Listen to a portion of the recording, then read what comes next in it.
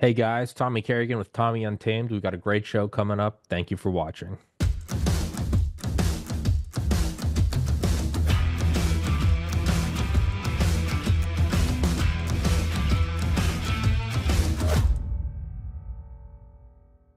Heaven's Harvest Prepper Food, 72 servings per pail, 25 years shelf life. I've had the owner Clayton on the show before. He's a God-fearing, America-loving patriot. Get one of these, get a couple of them, throw them in your basement. It's good to have it, not need it, than to need it and not have it. If you don't want to do that, you can get their seeds. You can plant your own garden, so you don't even have to keep buying them. You can just get the goods and start your own, or you can even get freeze-dried fruits and vegetables like bananas, apples, strawberries, and raspberries. They support the show. It's an honest product. It's a good safety measure to have, and they keep my show free for you. So I'd implore you guys to please go to heavensharvest.com, use the link in the description, promo code TPC. Axios Fitness Coaching is a premium resource for holistic strength and conditioning services. Axios is best known for the Training Club, capital T, capital C, an exclusive community that prioritizes accountability, technique, diet, and nutrition. Everything you need to do to take action against the decay of the modern world. Whether you're looking to improve your physique, build strength, or just take care of your health and fitness, Axios will provide you with the solution that is effective and simple to execute. All you need to do is complete the intake survey, and you can see if you're a good candidate for the training club or any other of the services. And it's going to sponsor the show. So, one company falls off, another one arises. So if you guys like the show, you want to work out, throw the show a couple shekels. Go take the survey. Thank you so much, guys. Higher ultraviolet exposure is associated with lower mortality. The United Kingdom is a high latitude and low sunlight country. Researchers there collected data on over 360,000 participants in a study of UV exposure via solarium use. When compared with non-users, solarium users had 15% risk lowered of all-cause mortality, 23% lower risk of cardiovascular mortality, 14% lower risk of cancer mortality, and a 12% lower risk of non-cardiovascular, non-cancer mortality. In other words, all other causes. Quoting the researchers, our study adds to the growing evidence that the benefits of UV exposure outweigh the risks in low sunlight environments. A link to the original publication is available in the box below the video. Get some UV light this winter. Immerse yourself in the tranquility of the blue. Visit a Blue Room soon. www.blueroom.com. I was just telling you beforehand. This is episode 1720 something. I've definitely maxed, and I've been saying it a lot lately, so I'm sure people are just already banging their heads against the wall. Whatever that theorem is, or that like neuroscience, social anthropological ideas that you can have a limit of around 150 meaningful like relationships before you start to like short circuit. And I always got really cocky doing this podcast because when I get to episode like 200, 300, 500, I was like, oh, I'm like maintaining a ton of relationships. And I was like, I'm smart. And it's really started to dawn on me in the last year or so that I have absolutely maxed out the credit card that is my brain.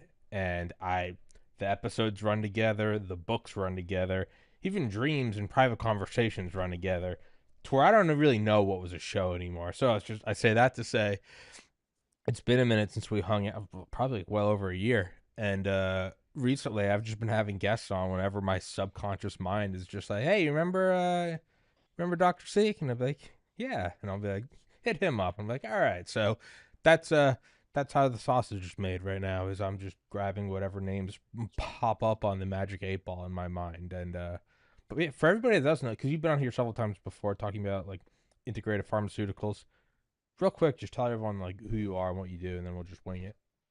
So, my current career right now, Tommy, it is good to be back, man. It's good to just chat with like-minded people, be on your show. I own a compounding pharmacy. I'm licensed in 49 states, and I got really busy during COVID times. I was one of the pharmacies that would dispense the early treatment medications, hydroxychloroquine, ivermectin, despite the fact that I'm in a state that attempted to ban the therapies. That ban was overturned because it was challenged quickly. I never refused to fill a prescription.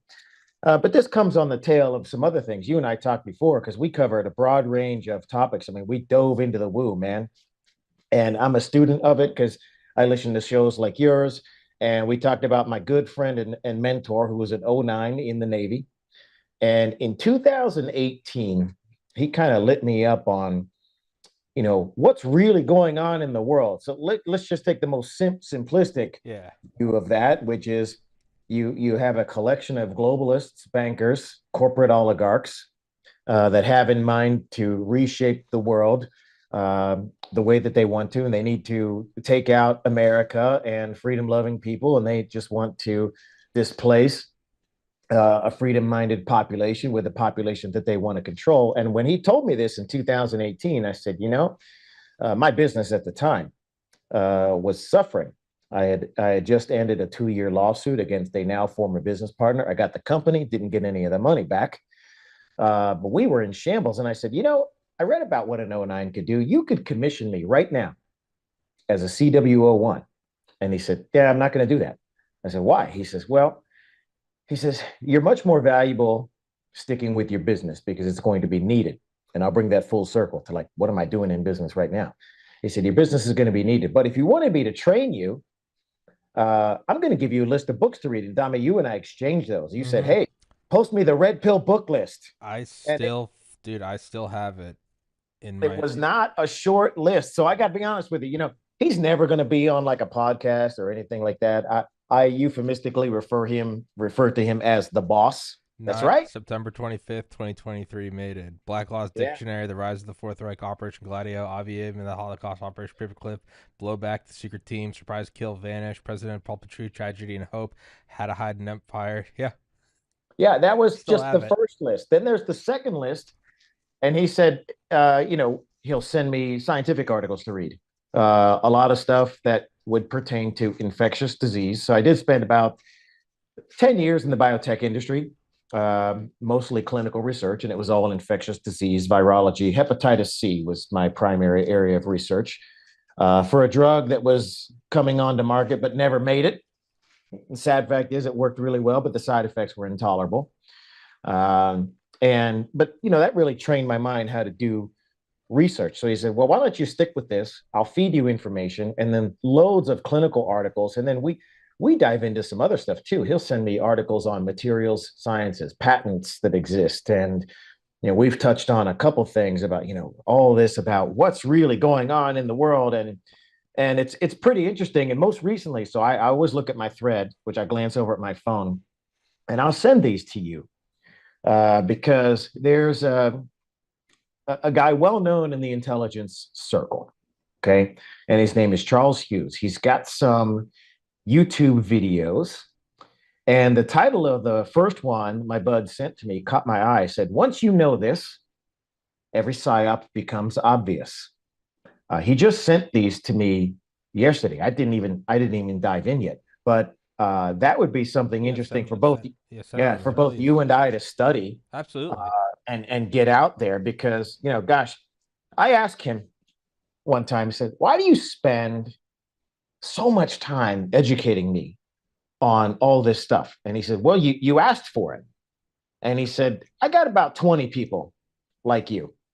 And he says, "And how many people do you sometimes jam the, we call it either the red pill?" Interestingly, I just watched the first Matrix movie this weekend with my two sons and my wife because they hear my wife and I talk about red pilling and the Matrix, and people don't know and they don't want to be unplugged. They're like, what are you talking about?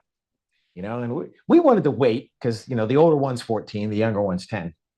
But we did it this weekend, and now they're just putting it all together. They're like, do you really think we could possibly be in something like that? I said, well, maybe not necessarily plugged in and we're living in a holographic world, but we could be But the because metaphor is perfectly applicable the anyway. metaphor is perfectly It makes applicable. no difference, honestly. And once you have seen it, it can't be unseen. So this comes on the heels of this guy, Charles Hughes. I just sent the links to your phone because when I get points like that book list, or I get these videos, or I get clinical articles, and I'll tell you what we exchanged this week and what I've been doing for the last year. When he sends this stuff for me to read, I do it. And he'll follow up with me to make sure that so he's not wasting his time. And That's kind of the biggest issue. It's like, you and I could probably agree. It's like, we really need the old mainstream media that is basically the antithesis of the truth. These are narrative holders, and in that second red pill book list, you'll see one of the books listed is called Propaganda. That was written by a guy Edward Bernays. Mm-hmm. So that was written in the night I think it was 1930, and Goebbels, the Nazi Mm-hmm. minister of propaganda, Goebbels sought him out because he saw the book. He's like, man, we could use this propaganda stuff. We need it. We need the German population to embrace war. We need a few other things, and then of course, the Nazis were the first ones to experiment with technology that would guide the brain. And what did they experiment with? They changed the international standard for music, the note A, from 432 hertz to 440. Yeah. So you think like the movie The Pianist, right? Those were live broadcasts of people playing classical piano music. And this is really radio was the first mass media system that could broadcast, electronically. And by changing the international standard for A from 432 to 440, it created a slight, say, incongruence or disharmony in the human brain. And what their experiments found was that it made the population more anxious and more embracing of war. So sometimes we grouch, right? Like he's like, why aren't more Americans waking up? I said, boss, you're the one who shows me that since the time of Bernays, by the way, was Sigmund Freud's Mm-hmm. nephew, Yeah. really messed up, twisted, degenerate individuals, right? Yeah. So Goebbels said, oh, well, we need that because we need, and imagine where we are today. We have today blue light toxicity, screen flicker, 5G, other EMF in the airwaves. We have how many people are saturated with metals, which increase conductance. We have now the stupid jabs. God knows what they did to people, all of the list of things. And then you have on top of that the powerful psychological warfare weapons, like you and I both know, DARPA created Facebook, which was originally called LifeLog. LifeLog. Yeah. February, whatever And the date was. February '04. right, I'll send to you Yeah. another That, video. sorry for everybody listening. Yeah, that's one of the most mind melting ones. Is LifeLog about people essentially. What if people surveilled themselves and it was a DARPA program and then it ended and then 24 hours. I mean, 24 hours later, not a year later, not the next day, Facebook goes live. Unbelievable, right? So I have to find this video that I will also send to you because sometimes I'm a junkie and I have to limit when I'm a junkie of information because I got to do my reading assignments. So I don't read things on the iPad all the time. I actually freaking print them, right? Because my bud told me to. He says, I know you've got the red light blocker for everybody. I take my phone and after 5 p.m., I'll do this Yeah. triple click of the button and red shift it Yeah, because I got yeah, automatically kicks on. Yeah. yeah, because the blue light is messing people up, man. And then in my world of, say, functional medicine, so I'm the most anti-drug pharmacist you'll meet. There's actually very little traditional drug dispensing that we do. Everything that we do out of the compounding pharmacy is made in my laboratory. Probably if I pie charted my business, my biggest pie chart would be hormone replacement therapy, testosterone therapy. Uh, Not far after that, and hormone replacement therapy isn't just testosterone; it's also thyroid hormone, and it could be the adrenal hormones, and then different ways to engage weight loss. So I found pretty much every weight loss patient that I've helped a physician review their chart for, they all have just a little bit of low thyroid. And then you think of, man, all the chlorine that's in our water system, all the weird drinks people drink, it's just poisoning your thyroid. We don't get out in the sun enough. The sunlight really ramps up metabolism. It's extremely important for energy. Sunlight also drives when you don't wear sunglasses or anything that blocks ultraviolet light. You don't have to stare at the sun, but reflection from the ground is enough. The light actually has an impact on enzymes in your eyeballs that begin the reactions to build different neurotransmitters. Whoa. So, what if we have a whole society that's blue light toxic, sunlight deprived? You are going to end up with massive numbers of people that need antidepressants. Mm-hmm. They're going to look for a dopamine hit, Mm-hmm. right? Because the brains, I listened to a really great lecture of a physician that said, look, I got a bucket theory on neurotransmitters. Your brain doesn't make all neurotransmitters at all times. It's got some priorities. Dopamine is the hardest one to make. It's the last to come. So how do people fulfill their dopamine these days? Well, I'll be honest. Sometimes I'm an X addict, and I'm just scanning for that Oh next thing yeah, on yeah, X, no, right? it absolutely. I think I told you, I keep that on my. But I told you, like every day, and I mean every morning, I download Facebook, Instagram, Snapchat, all the that I post the link on from Spotify because I Mm-hmm. can post directly from the Spotify app, and then I delete them all because I know if I don't, I don't know how, I don't know when, I'll just find myself like, what am I doing? Doom I'm just, scrolling, I'm just like, yeah, no, you're either I'm not, everyone else is happier, or the world is so, and you'll find yourself and go, you'll have to put it down and be like, what the was that? Delete it for a couple right? days, and you're like, why is my mood better? Yeah, Right. but it's an easy, it's a low hanging fruit, dopamine. And there's ways that once educated, and this is my goal, is to not tell you or anybody else, don't use X, don't use Telegram. No, that's not. No, it But doesn't mean 100% absent. No, they're great tools. They're yeah, amazing tools. I keep in touch with cousins and aunts and uncles. It's great, right. but just you got to know when to reel it back in a little bit. And recognize the psyops. So we should all, Yes. your audience and me, should be students of Charles Hughes. To be honest, I haven't even listened to all of his videos yet. My my listen time is back and forth from work, and I have about 20 minutes each way. If I don't have a phone call to listen to whatever, right? Yeah. So I'll get the Charles Hughes stuff. I'll start it today because it's on the heels of another video. Now I have to find this one and I'll send it to you too. But it was really interesting. This woman very succinctly put one of the major goals of this lifelog Facebook. And she said that Facebook conducted a study of 700,000 users. Okay, of course, not authorized by the users because you can't use the app unless you agree to every damn thing in their terms and agreements, right? You can't like say, oh, hey, I'll agree to all that. Can you rewrite this just for me? And they're like, well, no, you don't get to use. Yeah. Screw you. You don't get to use the app unless you agree to everything. She said that experiments were done where they would just have bots or individuals conducting the experiment post negative stuff, just negative. Doesn't matter the topic, but whatever it is was just bad. I don't know. The stock market's crashing. Our food sucks. People are unemployed. Just negative stuff. Or let's say you want to spin that toward one political party or a figure. This negative stuff. And then they also did an experiment. Well, what would happen if we post positive stuff? So people who read the positive stuff, like they forced, they're like, okay, we're going to populate your feed with things that are just generally positive. They would follow the individual Facebook members. What would they post? Hmm. And they would post generally positive stuff. So the more positive stuff they saw, the more positive posts they Self made. propagation. Yeah, it was self propagating. The negative stuff, of course, propagated the negative. But what was really interesting was when they took the groups where they would post the negative stuff, yes, positivity influenced positive posts.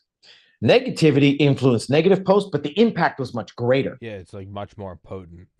Right. And it's like, you know what? If I wanted to do something, and I got to be honest with you, Tommy, I love to be a cynic, man, because I see some memes that are posted that I don't invent that I think these are genius and I'm going to repurpose them for my own. It's like I have friends of mine, right, that are in my field. They don't work for me, don't work in my company. They're in the field. They're like, what do you think about Elon Musk and all this Doge stuff? I'm like, dude, I think it's the greatest thing to ever happen. They're like, what? And you see people, I mean, in Las Vegas, where I live, we had people attacking Tesla cars. I'm like, Yeah. what is this insanity? Because there's no backlash against both sides of the aisle. I think there's one party, generally speaking, in my political view, and that the Democrats are just stupid and they steal relentlessly. Some of the Republicans are just much more sneaky, and they end up with all these NGOs funded by U.S. aid, billions and billions and billions in fraud, stolen from the American taxpayer. And here's one guy working for free that's exposing it all, and they're the one he's attacking.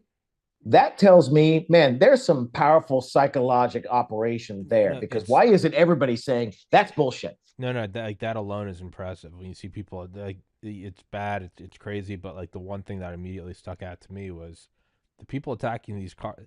They didn't seem like homeless dudes in like a manic psychosis. Like these are people that it's like they're going in a, like they're somewhat of like a normal human. It's like they have a job, they have some level of like normality, and they're driven to do something totally insane. I mean, felony charges, get people getting fired. And my first thought was like, it's impressive. Like hats off. They're evil fucks, but I mean, hats off to the people that psyop. That's incredible. The fact that you took like a normal dude who works at whatever Whole Foods or Office Depot, got a normal life, watches Netflix, has like a nice shirt on. The fact that you got him to take out a key and physically damage someone else's car that was purchased from a company run by a guy that you don't like, because regardless of why you don't like him, regardless of just it's owned by a CEO that you don't. It's incredible. It is absolutely incredible. And then you can add layers of irony to it. It's an electric car, though. Aren't you saving the environment? No, you. It's above all else. I mean, it's evil. It's crazy. It's impressive. It really is. I take the same attitude, right, and look at it objectively because it's like it can't piss me off because then okay, that has control of my brain. Oh yeah, now you've been But hijacked, and yeah, right now I've absolutely. been hijacked. But take what we first talked about and bring it full circle. We have almost 100 years since the publication of the book Propaganda. We have the Nazis first experimenting with changing the note A from 432 to a 440 hertz because they studied that, well, it'll make the German people a little bit more just like anxious and edgy. So when we say, yeah, we're going to send all your young men to We're gonna war go and fuck fight the up world, they're like, Poland. Let's yeah, rock. even if it's a minor shift, right? Yeah. So what do you think they've done in the last 100 years to And that's the perfect this and that's the technology? other thing. What's a plane from 1930? They're still working with biplanes. Jet engines aren't until the 40s, so you're still looking at kind of like a kind of like a canvas wooden structured Wright Flyer Sopwith Camel S thing. And then you look what 2025. I mean, the F-22 is 30 years old. So Right. okay. Oh, let's take that. Let's take a gun, an old Vickers World War One like hand crank water cooled versus like a subsonic armor piercing with a range finder that automatically calculate. Okay, well, let's take a picture. An old grainy. Maybe if you had some money, you get like a Deguro type silver tinted. Versus now, what I got, I take pictures of the sunset in the evening and I zoom all the way like 25x. I'm looking at trees on mountains miles away. All of these progressions. What in God's name do you think they've done from 1930? Well, we I would know know. about it. No, you wouldn't. No, you If it wouldn't. did you know You're under about the the stealth bomber spell. when it came out? No, you knew 40 years later. Exactly. There's a phrase. I'll send to the boss. I'll send him something like, AI, right? I'm like, I took a course just on AI prompting because I'm like, I'm 53 years old and this AI stuff is just going to hit the wave of American business in a way. I don't even know what I'm going to use it for, but I better at least take this 6 week prompting It's good. course. It's good to be aware. So, and I had no idea how I was going to use it at the time. But after taking the prompting course, I'll tell you and I used both Chat GPT and I used Grok. And at the end of the course, the last assignment we had, so this was through UNLV, but it's UNLV contracting with some people, and it was a certificate program. There's lots of good courses that are much cheaper. I didn't need the certificate, but hey, UNLV got me with the email advertising. You want to take this course? Sure, signed up, right? The last thing you do is you create your own custom GPT. So that stands for Generative Predictive Transformer, right? Whatever that means. I'm no techie. I don't know how to code, but I know how to articulate something. I'm like, oh, I can create a custom GPT. So I can take this GPT and I can train it on, let's just say, all things functional medicine. And I said, I need this to produce articles on the importance of, certain things that are important to me, detoxification, blue light toxicity. And it can generate this content really rapidly. Then I go through it. It's probably about 85% of exactly how I would write something. So I massage the last 15%. And now I have this content. I'm like, I see what I could use it for. At least for that, because people who are searching for whatever you want to call it, it's known by many different names. Let's just say outside the typical pharmaceutical sick care model, right? People are looking for functional medicine, alternative medicine, health and wellness. Your traditional doctors might call it quackery or voodoo, but whatever. And it's big in my business right now, which is thankfully growing. Because some of the other sectors that are growing is I do a lot for neurologic health. I think there's a lot of misuse of antidepressants, which mess up your brain. I think as antidepressants, actually, if you read deep into the clinical article, so this, I call it deep into the stuff that he sends to me, man, if you're on an antidepressant, you imagine just normal people like you and me that are reading all this negative stuff that's posted on Facebook. Now you put somebody on an antidepressant, they are much more susceptible and much more open to negative suggestion. And look, I would love to do a study. I'd love to have AI.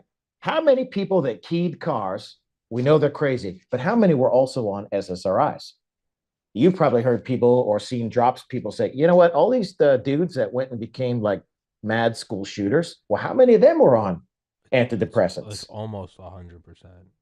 And it was at one time the biggest, if not the second biggest or biggest class of drugs prescribed in the entire country. It's like we're swimming in it. It was so bad that if you drank RO water, like you put an RO filter in your house, fine, you filter out all the drugs. But what if you shower in it? Well, there's a study in LA, like I think it was like 2010. I just remember reading it in college about like through filtered, not just like dog shit sewer water. I mean like filtered water, nice upscale apartment. It's like, yeah, not only did it have like copper and molybdenum, it's like it had Prozac in it. That's right. Prozac, Premarin, which stands for pregnant male urine, so estrogens, right? One of the questions I get is, why do we have so many men in their 30s that are low testosterone? I said, well, if I was an evil SOB, not Yeah, only would I, you'd lower it. That's what they did you all would throughout lower human it. history. You don't give them meat. You don't let them work out. You keep them tired. You That's what you feed do them through all of bugs, human history. You don't want other alpha men around. you keep them toxic. So we have, man, thermal register receipts that you grab with your fingers. You're getting a chemical called bisphenol A absorbed across the skin. Food packaging chemicals are messing up people's brain. Then you're showering in warm water. You're breathing the vapor in, which is loaded with birth control pills and Premarin and Prozac and cholesterol drugs, which cause dementia over time. And it's like, I told this to a traditional practicing physician who had recently graduated. You know, he goes to we go to the same jujitsu school.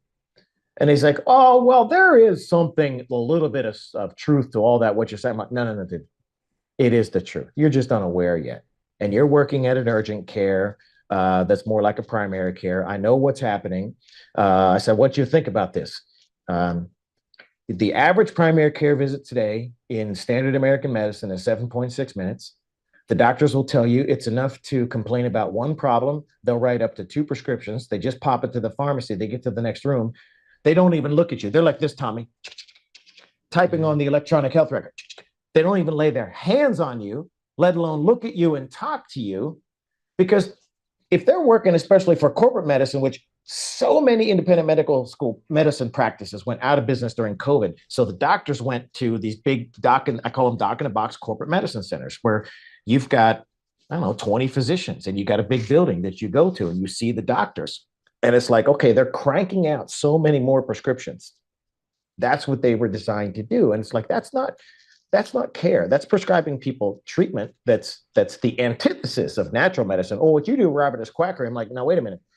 You take a man-made molecule that's never been in the human body before, and then you're jamming it to people, and you're calling me the quack, and because I'm talking about vitamin D, sunshine, vitamin C, amino acids, and stuff like that that'll make you healthy and well. Who's the real practitioner? And I told this guy, Billy was his name, and I said, I want you to think about this.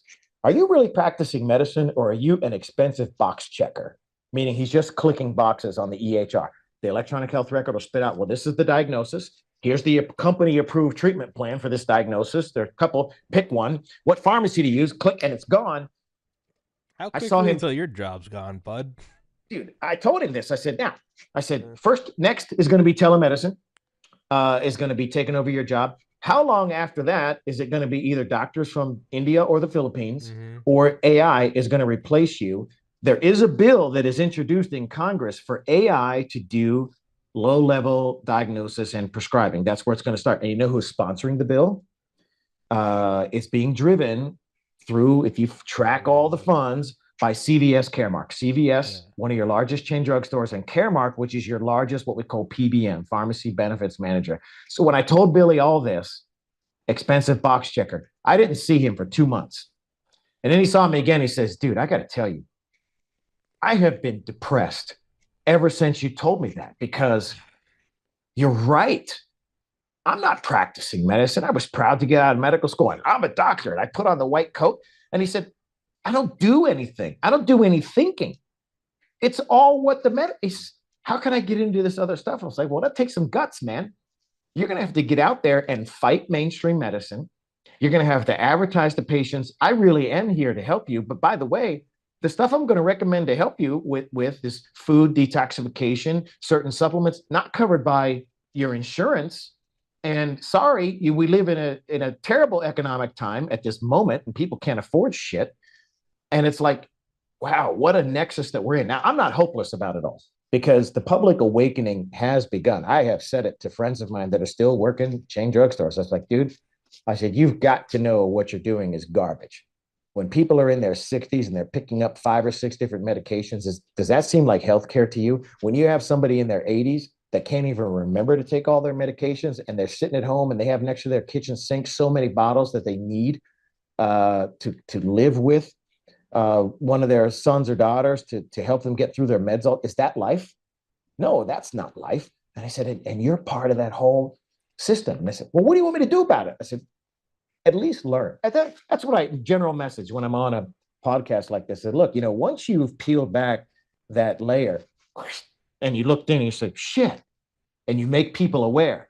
That's what the Red Pill book list was about. That's what you and I've talked about before. And then from my Admiral Bud, he's got 20 of me.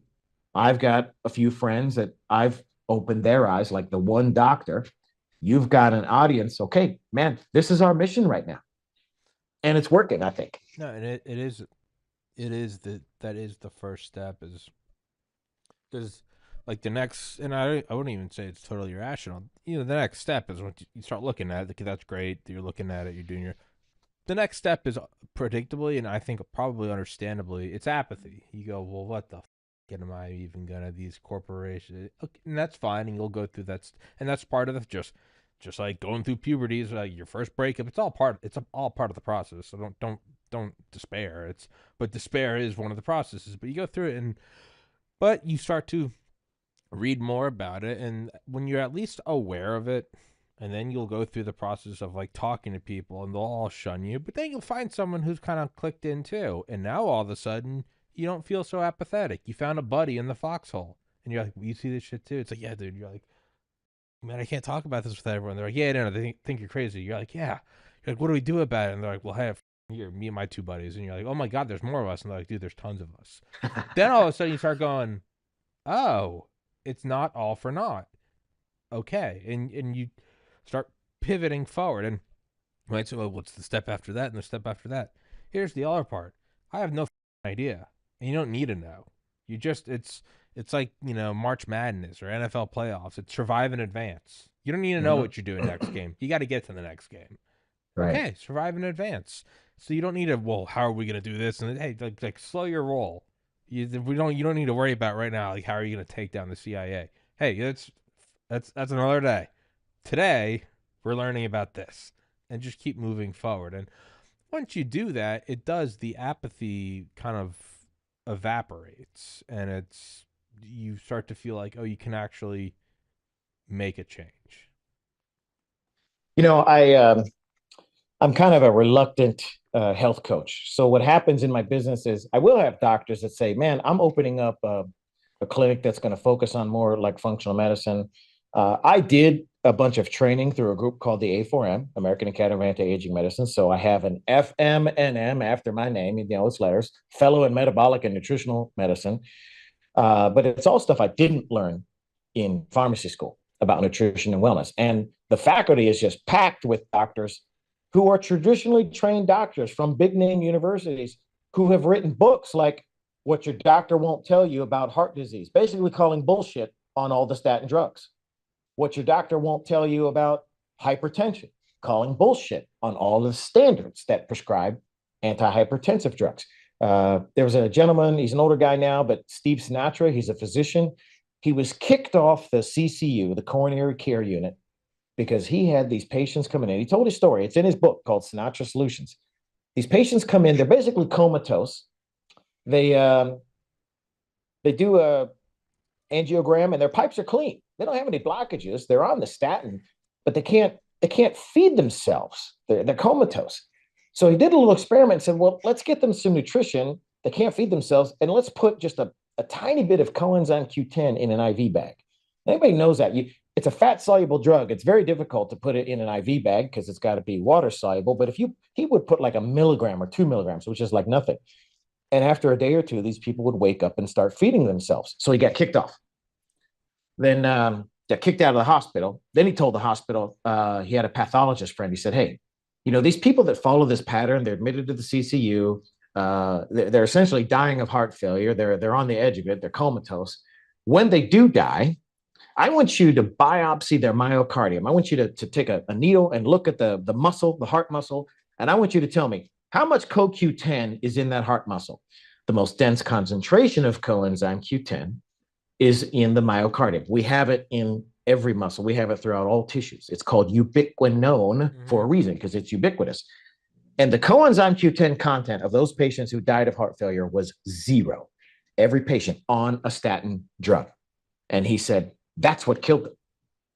And I think it was like 4 years ago, the American Heart Association published a big article that said, despite 30 years of prescribing these cholesterol drugs, we've studied the mortality data, and the cholesterol drugs didn't save anybody's life. They didn't reduce mortality risk from cardiovascular disease at all. But thanks for all the money, because now that all the statin drugs are off patent, we appreciate that. Thank you for all that money. But we figured we'd come out with a study now that we're no longer making money on the branded drugs, and that's why it's like, sorry, yeah, guys, do over. My bad. Yeah, it's just nuts, and it's just so many traditionally trained physicians are just triggered. Oh, high cholesterol, let's prescribe the cholesterol drugs. Yeah, you do have to care about cholesterol a little bit, but not necessarily the total number. You got to look at things like particle size. Small is bad, big is okay. You have to look at, well, it's not the cholesterol numbers that are the big problem. It's just, are they showing markers of vascular inflammation? Inflammation is bad. And if there's one health tip I would give your audience today to make a profound change, there's a couple that have already been embedded in. Reduce blue light, get out in the sun. Okay, number one. Here's the other one that's very powerful. No seed oils. No seed oils. Don't cook in seed oils. Don't buy shit made in sunflower, safflower oil. No seed oils. Avocado oil is like, okay, we're looking at these different oils of content of something we call linoleic acid. Linoleic acid is very inflammatory. Avocado oil has some, but it's not as bad as, the worst are your canola oil. So all your fried foods at fast food restaurants, except for now Steak and Shake, all your fried foods are fried in canola oil. Doesn't Chick-fil-A, don't they famously do peanut? It's also very inflammatory. Not as bad. Canola oil is the worst because the Canadian Oil Association would make axle grease for vehicles in the World War II. Yeah. And they had a huge manufacturing plant. Well, shit. After World War II, what are we going to do with all this, right? And it's greasy. It's really heavy. Well, if we pump a bunch of hydrogen through it, hydrogenated oil, it'll flow. We can pour it out of stuff into the fryers, and we can fry a bunch of fries in that. Yeah, okay. So now we have a whole industry built on canola oil that's killing people. Are these technically World War II fatalities? Yeah. It's poison. It's poisoning fatalities. Right. Like actually, it's chemical. warfare. So, reducing seed oils. And I mean, we're carnivores at our house.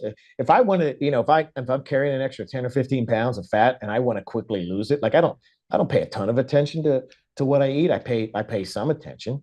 And I'm like, I want to lean out a little bit. I'll just go on the carnivore diet. I will only eat grass-fed beef and pasture-raised organic eggs, nothing else. And I'll do that for 2 weeks, and my waist will just go. Yeah. It's rapid. It's rapid. Now, some people stay on that long term, and then there's debate. Now, well, maybe that's not necessarily good for you. Well, but maybe it is, because all the disease markers that we use for cardiovascular disease are surprisingly phenomenal when you go on the carnivore, provided you are eating grass-fed beef, providing you're eating good quality eggs. You don't have to eat ribeye all the time. I'm feeding a family of 4, so it's a lot of sirloin, it's a lot of roasts. I mean, we buy half a cow from a ranch. I like to support my local ranchers, because it's like, well, what can we do? Well, there's a couple things anybody can do. Find a local food co-op, right? Buy your food there. Um, this little, if you can do, I would say to people I would do health coaching for, like, man, I'm 150 pounds overweight. What in the hell am I going to do? And they want to go on a magic drug and think that I've got it and they're going to lose weight. I'm like, no, man, that's not the way to do it. It's just not. I don't like to put people on any medicine at all. Maybe a little bit of thyroid medicine. That's it. I don't like to recommend people go on medicine to lose weight. Tell you what, do one thing. What do you eat for breakfast? Oh man, I eat a bowl of cereal. Okay. Your cereal and either skip breakfast or make some eggs. I don't have time to cook. Make a bunch of hard boiled eggs, or buy them. They're a little bit expensive. That's your breakfast. Yeah. Get your eggs, drive to work, have a piece of fruit, and then they'll tell me, like, hey, it's been a month since I did that. I lost 10 pounds. What's next? I'm like, okay, what kind of job do you have? I talked to a buddy of mine. He's got a desk job. Like, see if your employer will give you a stand-up desk. Change it. And at the top of the hour, every hour, I want you to either sit up from your desk or back away from your desk. And I just want you to do 10 air squats, just 10. Okay. He'll have 80 squats done by the end of the day. He did that his first day. And he said, dude, I couldn't walk for 3 days. Yeah. That's He's fine. like, I was so freaking sore. I'm like, that's it. But deal with that, get over the soreness. Now he's up to 25 at the top of the hour, every hour. He's like, dude, I feel stronger. I feel great. And I'm like, okay, you get out for lunch, get out, walk in the sun. Don't take your sunglasses, take them off and walk out in the sun. You get 15 minutes of walking, you get some sun exposure, and you're going to feel better, because you and I know, man, when your body and brain has energy, and that's what we're doing. We're just increasing the amount of energy. You're much more likely to be in, I don't want to say a rebellious state, No, but but you're less on your back, because I know everything you're saying. I mean, that's why I do intermittent fasting. That's why I do, I tell people that I get in workout. I'm like, start with 5 push-ups a day, sleep, meditation, all that stuff. No, I know exactly what you're saying, because it all comes back to, like, you feel good, you're looking better, your pants fit better, your face looks thinner. You also start to have your balls, even just little yeah, things. You're like, that doesn't mean be an aggressive asshole, but you just kind of, you're a little more likely to draw lines around, like, no, that's not allowed. That behavior's not allowed. Or, hey, I'm not here on the weekends. I'll see you on Monday. Like, don't call me. And then that starts to bleed into, like, you're reading about shit, and all of a sudden you're like, wait, who's blocking? Who's censoring me on Twitter? It's probably some fat with purple hair who chopped their genitals off. You're like, that's why I'm not expressing my thoughts. yeah, You start to, your balls drop. It's like a right. second puberty. You start to feel 18 again. You're like, wait, Anthony Fauci's telling me I can't work and provide for my family? This cocksucker. Like, Right. you start to stand up a little more straight, and you're like, all right, it's, wait, why am I on my back foot? Why am I always reacting to everything? Like, how come I can't, have your own little fiefdom? I mean, your fiefdom might be your apartment. Your kingdom might be your family. That's enough. Own it, Exactly. defend it, and you all of a sudden you start to feel like less of a pussy. You're like, hey, fuck that. No, no, no, no. We're not doing that. You were late to the show. You never give me a heads up call. You're not coming on the show. Mhm. Respectfully, but hey, just little things like that. And then also, I also find it works with, like, ownership. I find with myself, I'll start to be like, I'm making up excuses. I didn't show up to the show, and that was extremely rude to you as the guest. There are no excuses. I apologize. Like, you start to own yourself a little bit more. It's all this. it's just this slow progression into, I mean, I know it sounds like but a better existence, a more meaningful existence. I'll tell you something that's true and at the same time funny. I like to entertain my friends and your audience at the same time that we're imparting what I think is useful information. Sure. So I have a classmate of mine still living in Pennsylvania. He lost his job. Thank God he chose life because he refused to get the jab. And he said, "No, I'm not doing that." They're like, "Well," and he had 20 years with the company, and they said, "Well, we're going to send you an early retirement." And I said, "Dude, don't sign all the documents that they want you to sign because you are going to be able to come back after them later with legal recourse, but not if you sign. I Yeah. will never contest." And he did. He signed Yeah. everything because he was afraid.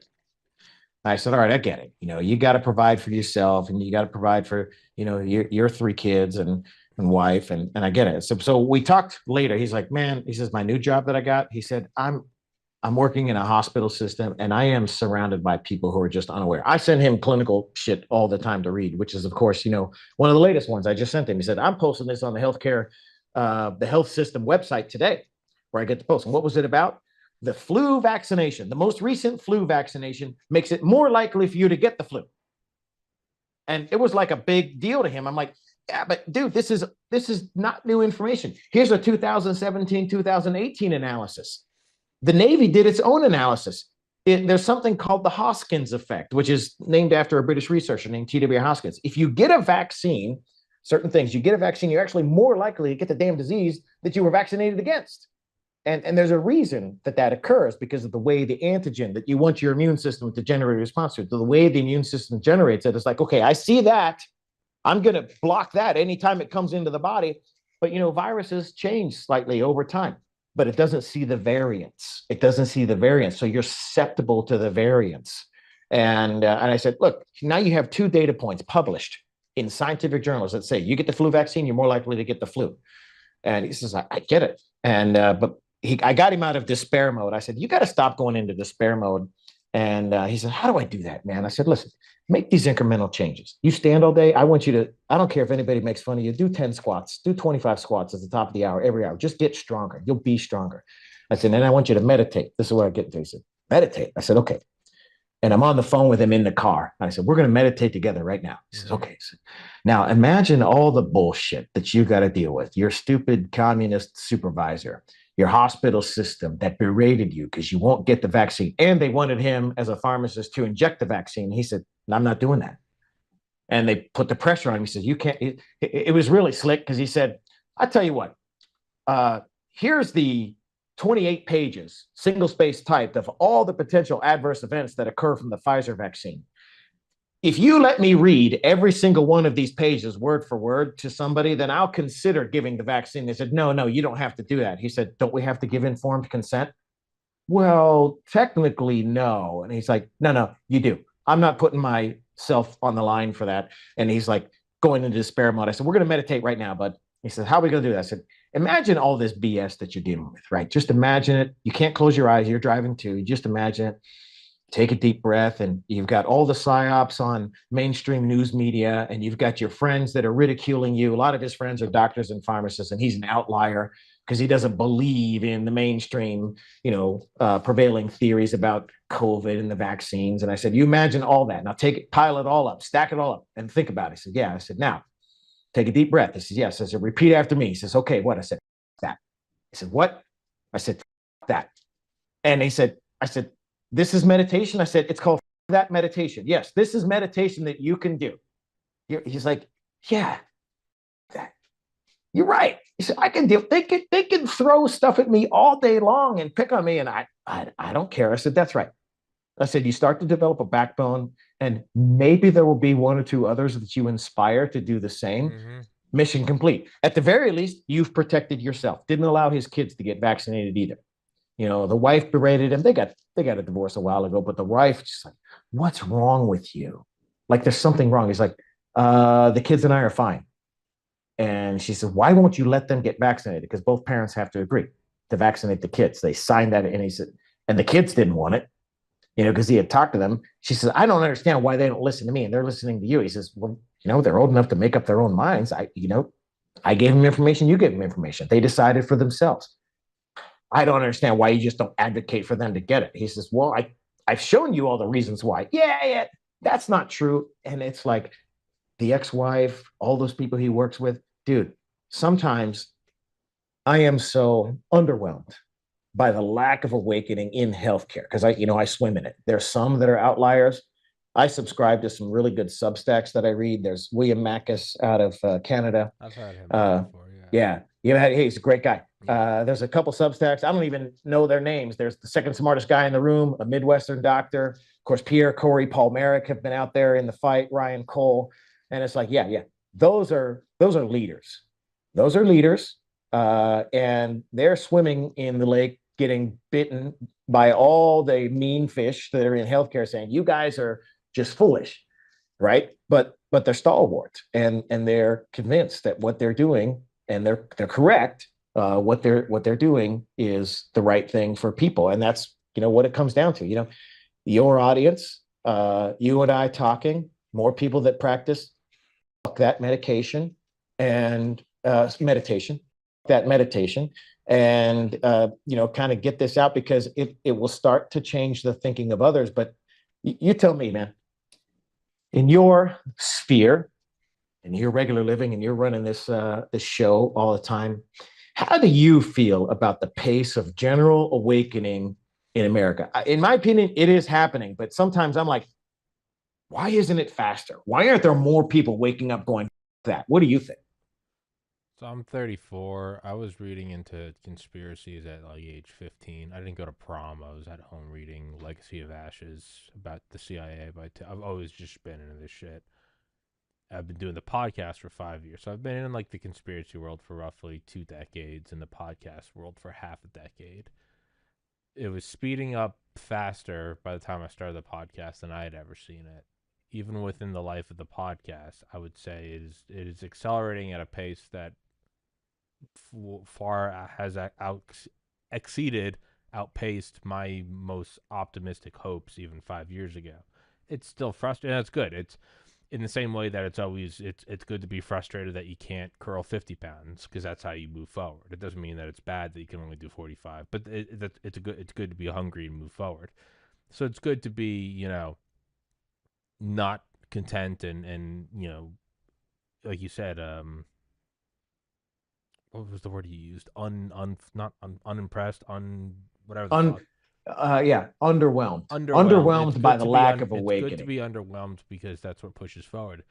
But to take a second out and look at it objectively, no, I'm not underwhelmed.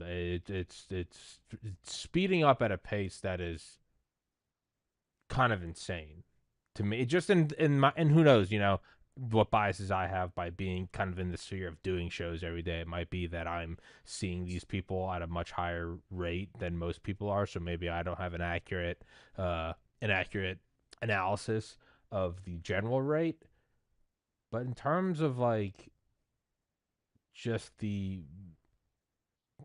ambient discussion on and off shows with the vast number of people I do interact with through this show, who all are from different fields. It's not just medicine, right? No, I would say it's insane right now. Like don't despair. Keep pushing.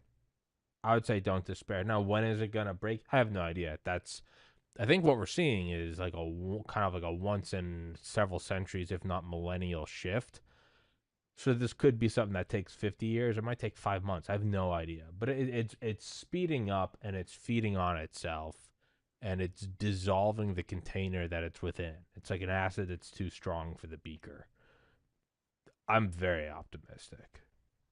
I'm I'm glad to very, hear you say very that because optimistic. And you this is you've from got someone a who throughout the podcast has been like, man, this thing's I'm going to get no-knocked by the FBI at any minute. Like, so I'm saying that as someone that was like fully prepared to be shot in the face and like made my peace with God. Like, Mhm. no, it's we're gonna win. Well, I'm glad to hear that because your bucket, your sphere, that's your audience and the people you interact with for making this show is a little bit different from most of the field that I'm surrounded by because I'm just astounded. Like people that are still entrenched in regular traditional allopathic medicine that haven't woken up to any of the main points that I said. There are a few, but they're so afraid because what they get, like my friend Billy, what he gets is even his own wife, also a physician.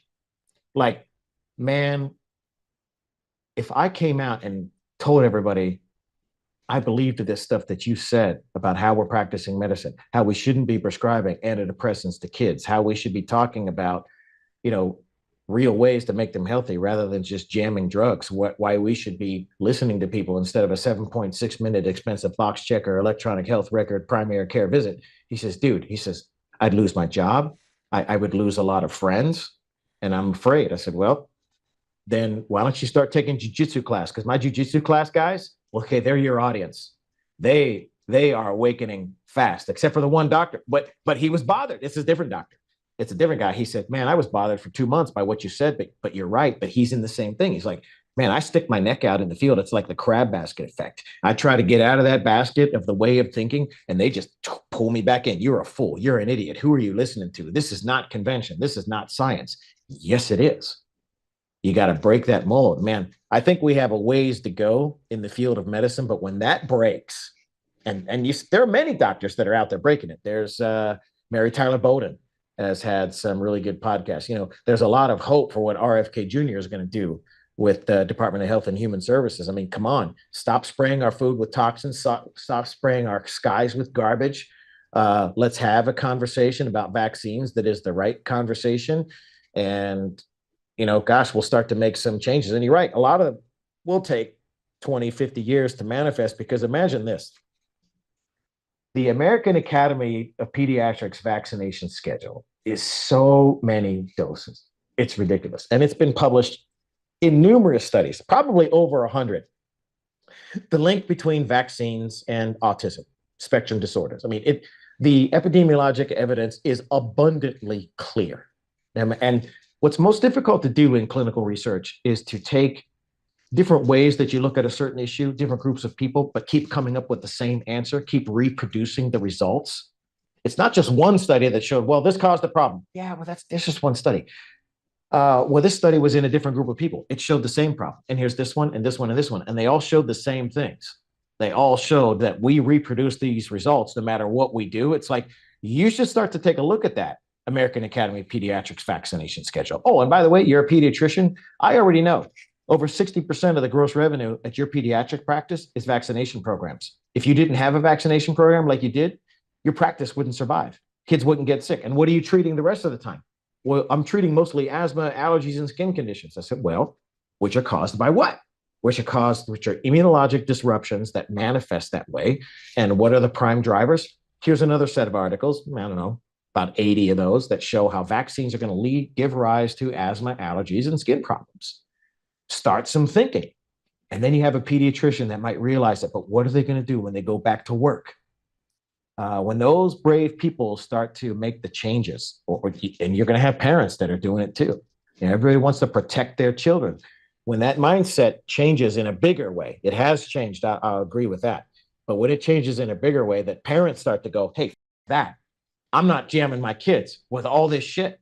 I'm just not doing it. Oh man, we're going to start to see change then. And I challenged the one guy. I said, you're a pediatrician. You are going to have to learn how to keep kids healthy, or you're going to have to learn another field of medicine because happy kids, dude, if you were a pediatrician in an Amish community and you only saw kids, you'd never do anything. You wouldn't be busy. You wouldn't have a single patient because none of them are sick. Go find something else to do. Maybe you should ask the Amish how to raise chickens. I'd love to raise chickens, Tommy. I live on a postage stamp yard. I can't really have it, but it's like, man, chickens are a gateway drug, man. You get the chickens going, you make your own eggs. You're like, why do these taste different than these traditional store-bought eggs? And it's like, and they're just free. They come right out of the ass of the chicken. I feed them chicken scraps and they give me eggs. Man, what else has commercial agriculture lied to me about? I've got a couple right? friends that have their own chickens, and yeah, no, it's like a gateway drug to just independence. They start with that, and next thing you know, they're out in the middle of nowhere. They own well water. They have belt-fed machine guns. I'm like, yeah, no, they're these are good people. What I was gonna say is, well, one, they will go back to their job, and like everyone, you'll have your, I'll I would go back to YouTube and be like, maybe I shouldn't talk about this because I'm going to get. You go through those own personal tribulations, and then that's where you see what you're worth. That's where God sees what you're worth. Are you worth your salt? Do you have your balls? And it's okay if you don't immediately do it the first time. It's okay to mull it over and finally go, yeah, you know what? This is not good. And then you go, man, how am I going to feel on my deathbed? And then you go, I have to do the right thing. And I think most people are good, and they do eventually find their balls and do it. What I was going to say about, you're in the medical field, so you see specifically that. If I have on an author, I have people that they're specifically in like the author publishing world. Just being in this show, I kind of get these glances into all these different pieces of the pie chart, just because of like what I get to do. So it's almost like talking to representatives from each state. Like I'm not hyper fixated on Georgia. It's like I'm in DC. I get to talk to people from every single state. What I would say is just from and again, this is as a person who is traditionally throughout this show cynical and like not content with the rate things are going. I would say right now it feels like you're in the trenches of like one battlefield, of like one island, and I'm like in the Pentagon, and I get it from your point of view. You're like, man, we're not progressing up the hill on Iwo Jima. But if I ever bring you into the Pentagon, I'd be like, no, dude, we're destroying this thing. We got this thing called the A bomb coming. I have it on confidential information. Nazis are already done. They're over. The Soviets are closing in. I don't doubt that what you're seeing is hell on Iwo Jima. We're gonna win. It might take a couple months. I don't know, but we're gonna win. That's kind of how I feel. Is just getting to talk to people truly from astronauts to Delta Force to everything in between. The general vibe, the general mood, the morale is that it's accelerating, and not only that, it's that it's accelerating, and that even if we lose, we're still. That's another thing that I see now. Is it used to be like, well, are we gonna win? Now there's just this sort of like, either we win or they kill us off. Like I don't care anymore. That's right. There's kind of that. There's no That's more right. like, well, should we take this gamble? It's a lot of like, yeah, we're gonna win and the world's gonna be better, or they're gonna kill us in camps. These pedophiles, like that. There's kind of Exactly. that. Like, all right, well then shoot me, do it. I Bring see it. that a lot now, which is Yeah. very, very optimistic. Well, as much disappointment as I have expressed in your general allopathic medicine, and I've mentioned a few names that stand out. There are more, and I'll tell you what's been going on. Really, the last 6 months, this has unfortunately grown. But what's happened in my business? So there's something I can get into and look at the data. It's the CDC when they get their epidemiologic data, like what diseases are occurring, what's killing people, that data is cold. They sift through that data and they take out a lot of shit so the people don't make logical conclusions. But DMED, which is the Defense Medica Epidemiologic Database, that information is not cold. So what are we looking at? Let's just talk about one thing since we mentioned MACUS, right? We're talking about cancers, and we're talking about the fact that for over 50 years, the typical cancer rate in America was about 2% of the population. And now it's fast approaching 6%. What's more disturbing is if you look at the age distribution, how old is a patient when they are diagnosed with cancer? It's a disease that really starts at around 65, and it increases in risk rate with each decade of life. People who are 85 are much more likely to have a cancer than people who are 65, who are much more likely than people who are 35, right? But now what's disturbing is you look at the number of new cancer diagnoses since the introduction of the jabs, and it's a younger population than ever before. 9 million kids have received at least one COVID shot. And the types of cancers that we're seeing emerging are primarily solid tumor cancers, which is something that Tulane University over 20 years ago was going to publish landmark of what they saw. Their surgeons taking out tumors said, you know what, we looked at these tumors under microscopes. 100% of these tumors showed parasites. Some of the tumors not only showed parasites, but they also showed fungus in the tumors. Are we approaching cancer the wrong way? Well, then, you've got people from the drug companies, Ortho, Bayer, Merck, that visited them and said, hey guys, we don't really want you to publish this shit. we send to the university a lot of money in grants for cancer research. That keeps you alive in your research fellows and keeps the university flush with cash. So tell you what, don't publish this. We're going to send you a lot more money in grants. Well, you've got physicians that are out. I didn't invent this information. I didn't discover it. You have physicians in the cancer field that have come out and said, that's what really happened. And there's repurposed protocols that do use the anti-parasitic drugs like ivermectin, fenbendazole, which seems to work pretty well, but is not approved in the United States to be used in humans. So I can't have fenbendazole in the pharmacy. I can't dispense it. We use something called mebendazole instead. William Mackus has put on his Substack a source of fenbendazole that he likes. You have to get that stuff third-party validated, but lo and behold, just on Mackus's Substack, I like his a lot because I go through all kinds of case studies. So not only do we have more people diagnosed with cancer than ever before, younger ages than ever before, the number of people that are already stage 4, which means that original cancer has already started to spread. They're stage 4. The number of people stage 4 at diagnosis is alarming. I talked with one forward-thinking former cancer surgeon. This person doesn't want their name out there just yet. They're doing an observational study. And when that study comes out, they're going to show, hey, we use up to 6 different medications repurposed to treat these types of cancers. And the results have been phenomenal. So when those results get published, and they will, that's going to be a watershed event. Dr. Pierre Corey has done some research too, but I think there's a couple ways his organization used to be called FLCCC, Frontline COVID. Now it's changed its name. I think they had a little bit of infiltration there. I'm not sure. I don't go to their meetings, but I'm just looking at the information that's coming out. But in my own personal sphere, I just want everybody in the audience to just think, like in your own personal sphere in your lifetime, everybody's had somebody that has been diagnosed with a cancer. Gosh, in my own personal sphere, just in the last few years, just people that I know, either people I know, people I'm friends with, or family members that have gotten cancers, it's alarming. And that's a single person sampling, right? Like, wait a minute. I'm not just hearing about it more because people are talking about it. I'm hearing about it more because it's occurring more. No, in my own life. Yeah. And I'm relatively young, 34. Yeah, no, in my own life. It's not anecdote. It's not, well, they're saying on Twitter. No, it's in my own life. Like, astonishing. Yeah. Like, didn't get better. Dead.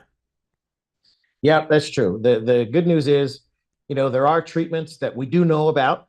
There have been a number of studies published of how effective they are at cancers and have been for years. And now the interest in it, the brave practitioners who have said, you know what, mainstream medicine and my medical boards are probably going to sling arrows at me to tell me I shouldn't be writing these drugs for cancer. But you know what? It's legal in every state and legal federally to do what's called off-label prescribing. A medical practitioner can prescribe a drug for any purpose that practitioner deems appropriate. One of the things I used AI for, I had a particular state send me a grouch letter. We don't want you sending ivermectin to patients in our state anymore. Okay, well, where's your statutory authority? I could upload all the statutes into ChatGPT and ask it questions. So there's no statute that gives the pharmacy board that authority. And if they did have that authority, it would have to be universal. They would have to tell every single New Mexico licensee, you can't do this anymore. So that's de facto making the pharmacy prohibit the practice of medicine, which is itself, denial of therapy is the practice of medicine. There have been pharmacy boards and medical boards sued because they denied therapy. No, you can't use it for that. Well, who are you? The practitioner has the freedom to prescribe whatever they think is appropriate for the patient. And so sadly, yes, the cancer rates have gone up. But on the positive side, I ran into some networks, not just one or two cowboy physicians, but networks of physicians who have said, look, facts are stubborn things. The data shows this. This is the cause. These drugs work. We're prescribing the drugs. That's what we do for patients to make them well. They grew balls. And they said, you know what? Medical boards and pharmacy boards can go ahead. The FDA can go ahead and sling arrows at us. Bring it. We're doing it anyway because we're saving patients. And when that information comes out, there's probably multiple studies ongoing. I'm only familiar with one, this observational study. Well, we took a group of patients with cancer. We know what's going to happen because we have what we call historical controls. Well, we know what happens with cancer patients because we've known it for 50 years, even if you do treat them with chemotherapy and radiation. But we're using this repurposed protocol, and look how much better our results are. against historical controls. Because you'll have some white lab coat wearing, well, you didn't really have a legitimate control arm. We don't need a legitimate control arm. Your legitimate control arm is your history. What happens to these patients, whether they're treated or not, with traditional we're using this therapy and the outcomes are so much better. How can you refute that? And the biggest thing, the last point I'll leave, because I'll have discussions. I don't have arguments anymore, but I have discussions with doctors that ask me, why are you doing this? Why? Well, doc, here's why. Here's the data. Here's the information. Here's the results. Here's some case studies. But let me ask you this, doc. What's the downside? What's the downside of these drugs? You have drugs like, well, ivermectin and hydroxychloroquine that have been on the market for over 60 years. They've been used in the very young and the very old that have very, very little published ever in the FDA adverse drug event reporting database. I mean, my God, 4 men shared the Nobel Prize in Science and Medicine in 2015 for their work on ivermectin in humans. Yeah. Not just river blindness, beyond its impact on human health in general. So what's the downside? This isn't super toxic stuff like remdesivir that, you know, we knew before remdesivir was used, it caused multi-organ dysfunction in 65% of patients. Didn't work against the virus, but I talked to one hospitalist and she said, well, that's all we had. I'm like, okay, but why didn't you go to the hospital CEO and say, no, I'm the chief of this department. I want to use these drugs. Well, they told me I couldn't. Okay, well, you got a pretty good paying job and you wanted to preserve it. You got a prestigious title, but what did you do for your patients? She'll probably, I hope she thinks about that the rest of her life. Well, we only had remdesivir. I said, okay, but it was known in advance. Remdesivir was never approved by the FDA because it didn't meet the criteria, because it harmed patients, but repurposed under the EUA, emergency use authorization. Well, that didn't matter. Makes you not liable for using it because it's under the PrEP Act and under emergency use authorization. But the data showed that it caused multi-organ dysfunction, primarily kidney failure, in 65% of patients. And you decided to go with that. She got up from the table. It was lunchtime during a medical meeting, and she got up from the table, and I'm like, okay, she probably hates my guts now, but it wasn't personal. It was just to make her think. And I'm sorry if she doesn't like the way it came down. She was the one in charge. She was the one in charge of those patients' lives and decided to not fight the hospital administration because, well, remdesivir would cost the hospital about $280. They would get reimbursed from Medicare, $2,800. They'd get reimbursed from private insurance, $3,200 per dose. Per dose. You know, that's some seductive ROI. Right? And you got a lot of hospitals, I don't know, are they doing well financially? But here's a cash cow that's coming in. Oh, jam them on a ventilator. Well, we can charge a few $1,000 a day for that. Give them the remdesivir. We can make a huge profit on that. Every dose is hugely profitable. That's our protocol. Go to work, doc. You go, no, don't do any thinking. Don't do what's right for the patient. Hey, we need to make money. We're a for-profit hospital. Go do that. Now, when patients realize all this, when they go research and see whether or not this guy, Robert Seik, was right, and they dig deep into it and say, money, I had friends or family members that go through this shit. And they went on remdesivir. They got harmed. One's got kidney damage right now. So, some people died. Man, people died on the ventilator. What the hell were they doing? You know, I saw one video of a guy chasing down a physician in Australia that vaccinated and subsequently one of his family members vaccinated one of this guy's family members, and that family member died, and he was chasing down the doctor saying, you did this. You should have known better. Well, it's going to be time. And my challenge is to the medical profession in general is do some more research, wake up. None of the stuff I told you is my own invention. It's based on published clinical literature. It's based on experience of prescribing physicians that, yes, use my pharmacy, but others that I'm aware of. What are you going to do? Because now that I've said this and you look into it and you learn the information is true, you're responsible for it. Okay? So do your awakening in this profession and get out there and start doing the right things. Because unfortunately, unless there's some treatments that are going to come available that I do not yet know about, we're going to face some significant challenges. So look at just look at the cancer challenge right now. I can tell you the results from patients that start the repurposed drug protocol, and I'm not mentioning all the names frequently because I know you might put this up on YouTube, but everybody knows what I'm talking about. Read the William Mackus Substack, and you'll know exactly what I'm saying. And it's like, okay, that's the challenge. That's the push. And thankfully, I ran into networks of doctors who have said, hey, I'm glad your pharmacy has this stuff. And you're not going to be one of those pharmacists like at the chain drugstores that call me up and say, hey, doctor, I'm not dispensing this because I think it's for cancer. I think it's for COVID. And I'm making the decision that they can't have it. Those pharmacists are in trouble. They denied therapy. That is the practice of medicine. All a pharmacist is responsible for doing is making sure that the patient gets the medication the practitioner prescribed and it's safe. There's no major drug interaction. There's no major contraindication. The pharmacist should not make a treatment judgment, right? Should just dispense. And those that made those treatment judgments, hey, colleagues, wrong move, man. Wrong move. I don't want to play doctor. I do a lot of consulting. So when a physician calls me up and says, Robert, how do I dose this drug for this particular use? Have you seen it used before? Can you show me some data? Okay, I've taken some time to learn and read. Of course, I've got the boss, I've got my admiral bud, shoving it. Read this, read this, read this, know it. You'll be educated. That way you can educate other providers. And I said, don't just take my word for it. Go read the data, read the information, then make your decision. You're the one ultimately responsible. You're putting pen to paper. See, you're sending the prescription in. It's your patient. What are you going to do?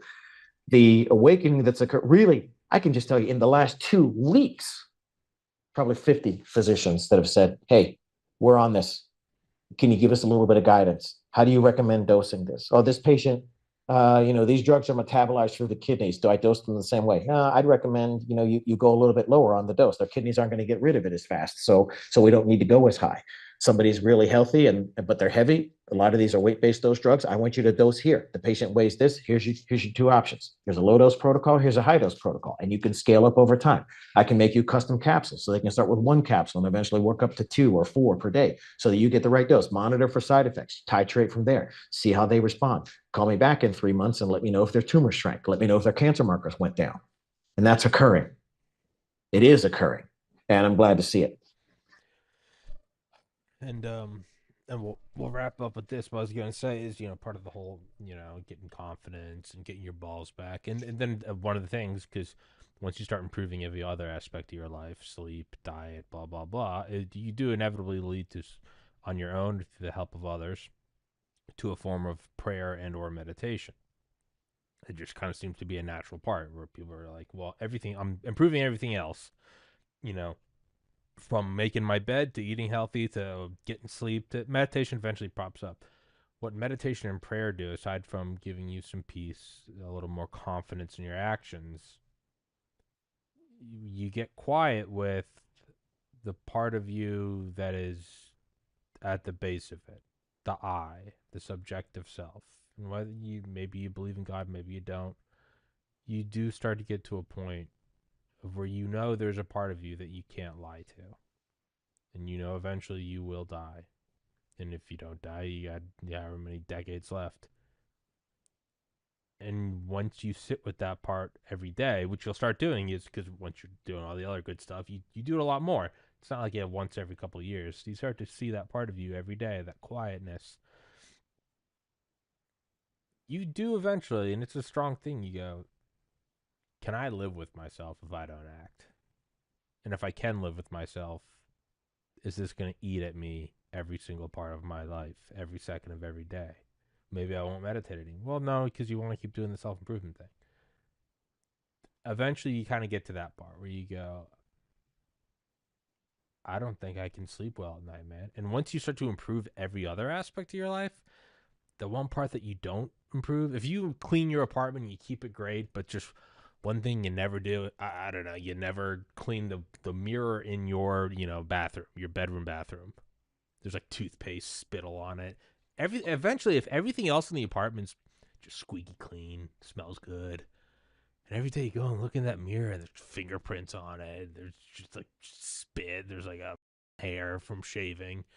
Eventually, you're gonna be like, this just looks like shit now because everything else looks so good.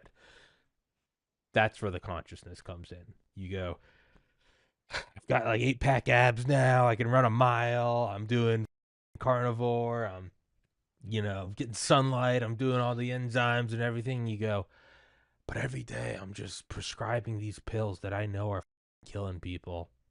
Eventually, then they break out of it. So it's through one way or another, people come to the light. And that's what I would say is don't despair. It's okay to be impatient, but it's going in the right direction.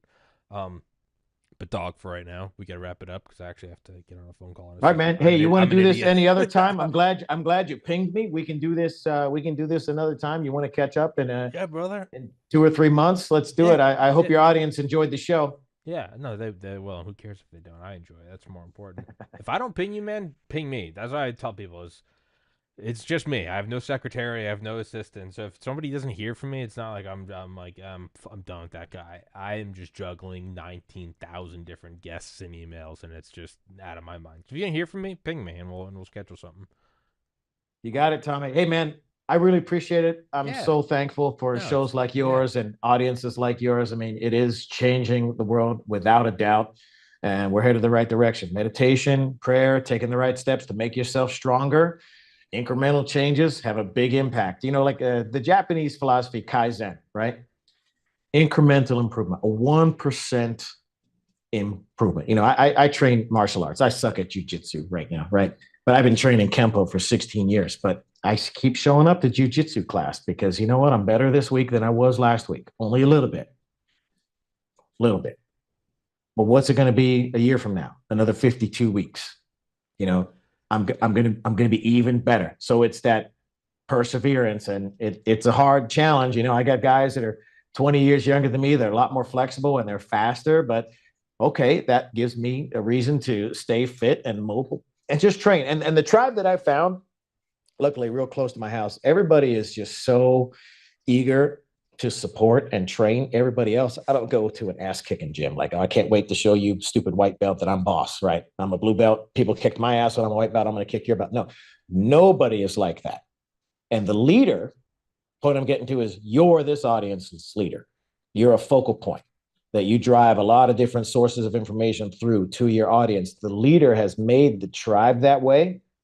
So I like to be a part of it, Tommy. I'm happy. So I will ping you in about 2 months. We'll Yeah. get on another show and we'll keep it going.